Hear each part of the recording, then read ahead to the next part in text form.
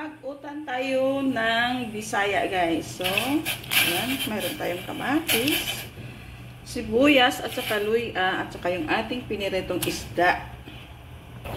Tapos, mayroon akong okra, at saka patula. Yun. Tapos, yung ating asin. Okay. So, ato ilagay yung ating alugbati. Mayroon akong alugbati at saka sangig at saka yung oregano. Ayan. Oh.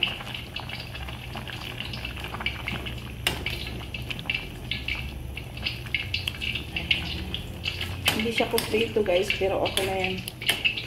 At least mayroong gulay.